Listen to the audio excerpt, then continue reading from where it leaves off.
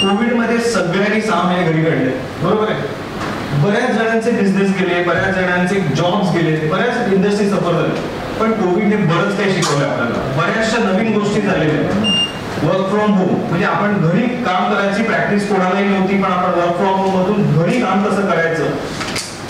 Zoom meeting जर आपल्याकडे Covid आला नसतं तर हा झूम मीटिंग काय प्रकार असता कधीच कळलं नसतं आणि एवढं फ्रेंडली झालंच नसतं.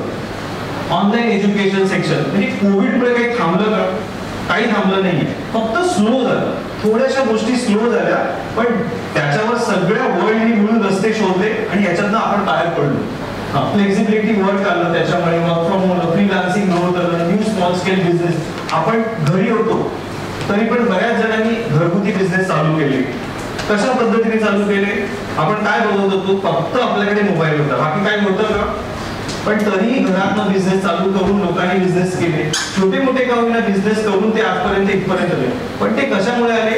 फोटोज आणि व्हिडिओज. आपण मोबाईलवर काय बघत होतो? म्हणजे जे प्रत्येक जण आपले फ्रेंड्स रिलेटिव्ह जे काही टाकत होते ते फोटो व्हिडिओ बघूनच आपण त्याच्याकडून एकमेकांकडनं काहीतरी बाय परचेस करून आपण करत होतो. त्याच्यामुळे त्यामुळे फोटो आणि व्हिडिओ खूप मोठा इम्पॉर्टंट रोल प्ले केला आहे.